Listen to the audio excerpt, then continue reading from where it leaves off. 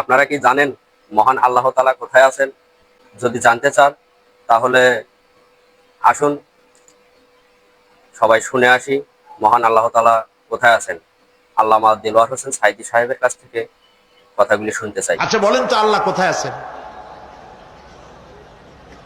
এটি একটি মুশকিলের প্রশ্ন।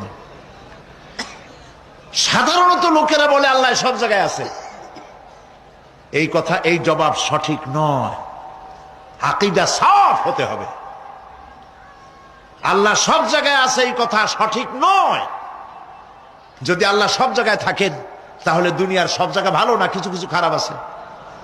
তাহলে খারাপ জায়গায়ও থাকতে হয়। নাউযু বিল্লাহ বলেন। আল্লাহ কোথায় আছে এই প্রশ্ন আল্লাহরই করি।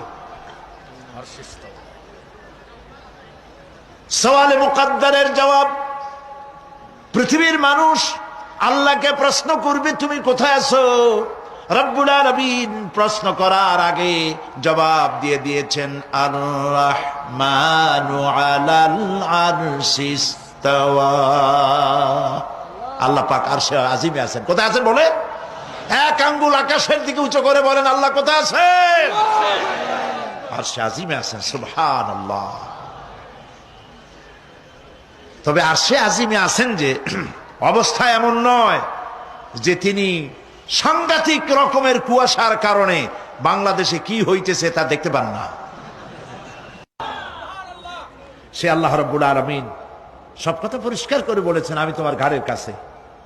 তার মানে আল্লাহর ইলম, তার নজর, তার সামা এবং তার বসর, তার দেখা, তার শোনা, তার ইলম সবটা আমাকে ঘিরে আছে, আমি তার বাইরে নাই। আল্লাহ মানুষকে সতর্ক করতেছেন মা ইয়ালফিযু মিন কাওলিন ইল্লা লাদাইহি রাকীবুন আতীদ। মানুষ এমন কোন কথা বলে না যা আমার ফেরেশতারা রেকর্ড করে না রাখে। যা করো তাও লেখা হয়, যা বলো তাও লেখা হয়ে যায়। দুনিয়ায় গোয়েন্দা বিভাগ আছে, আমার দেশে গোয়েন্দা বিভাগ আছে না? কি নাম কত দুই একটা আন্দাজে কইল আছে। CID, DIB, DFI, army intelligence, কত রকম গোয়েন্দা আছে, কত বাহিনী আছে আপনি টের পাবেন না। পাগড়ি একটা বান্ধি আপনার সামনে বসা, আপনি বুঝবেন না যে আপনার আমল নামা রেকর্ড করতেছে ওখানে বসে। আপনি তো মনে করেছেন দরবেশ সাহেব 6 সেল্লা দিয়ে আসছে, কিন্তু তিনি গভর্নমেন্ট অফিসার, আপনার সর্বনাশ করতেছে, আপনি টের পাচ্ছেন না। এই যে যদি মানুষের রাষ্ট্র ঠিক রাখার জন্য দুনিয়ার সরকারের দরকার হয়, তাহলে আল্লাহ পাকের এই বিশাল সাম্রাজ্য রক্ষা করার জন্য আল্লাহর গোয়েন্দা বিভাগ নাই? আল্লাহ রাব্বুল আলামিন তার গোয়েন্দা বিভাগ কাজ করতেছি। আমরা বিশ্বাস করি না, আমরা বুঝতে পারি না, যার জন্য অন্যায়ের মধ্যে লিপ্ত হয়ে যাই।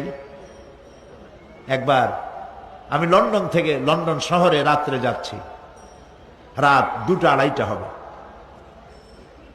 প্রতিমধ্যে রেড সিগন্যাল জ্বলল, গাড়িটা থামায় দিল, সামনে আর গাড়ি টাড়ি নেই। আমি ড্রাইভারে বললাম যে গাড়ি টাড়ি তো নাই সামনে, আমরা তো ইচ্ছা করলে যেতে পারি।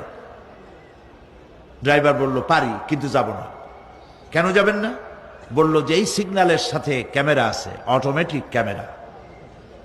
আমি যদি এখান থেকে এটাকে ক্রস করি তাহলে আগামীকাল কোর্ট থেকে আমার নামে চিঠি আসবে।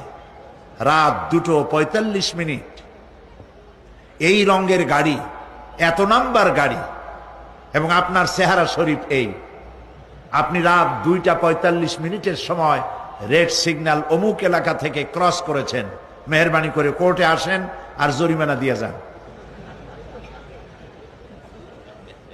এই লোকটি এইখানে ক্যামেরা আছে, এটা চোখে দেখছে, সেই জন্য বিশ্বাস করলো।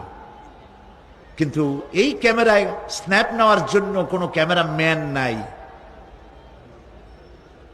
অথচ গাড়ি ক্রস করলেই, ওভার স্পিড করলেই ছবি তুলে ফেলবে। এই বুদ্ধিটা কে দিছেন? যিনি এই বুদ্ধিটা দিলেন তার কাছে এমন কোনো বুদ্ধি নাই যে আপনার আমার অনবরত অটোমেটিক ক্যামেরা দিয়া জীবনের সব কিছু আমাদের ধরে রাখে, এরকম কোনো ক্যামেরা থাকতে পারে না? পারে কিনা? পারে। কিন্তু আমাদের কপাল খারাপ।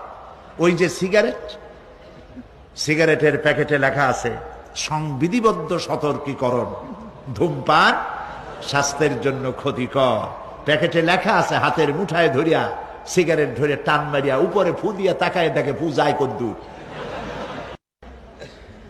ওইখানে ক্যামেরার সাথে কোনো মানুষ নাই, ক্যামেরা আছে তাই বিশ্বাস করে, কিন্তু আল্লাহর ক্যামেরাগুলি চোখে দেখে না। ওখানে যেমন রেড বর্ডার আছে, আল্লাহ রাব্বুল আলামিন জীবনের প্রত্যেকটি মোড়ে মোড়ে রেড বর্ডার লাগায় দিয়েছেন। জেনা করো না, একটি রেড সিগন্যাল। মদ পান করো না, আরেকটি রেড সিগন্যাল। মিথ্যা কথা বলো না, আরেকটি রেড সিগন্যাল। অহংকার করো না, আরেকটি রেড সিগন্যাল। বউকে বেপর্দা করো না, আরেকটি রেড সিগন্যাল। সুদ খেও না, ঘুষ খেও না, আরেকটি রেড সিগন্যাল। অসংখ্য রেড সিগন্যাল দিয়ে আল্লাহ পাক বলছেন তিলকা হুদুদুল্লাহ, এই হচ্ছে আল্লাহর বর্ডার, ফালা তাতাদুহা, অতএব আল্লাহর বর্ডারকে ক্রস করো না। কে নিষেধ করেছেন? কে নিষেধ করেছেন? মানুষেরা বিশ্বাস করে না।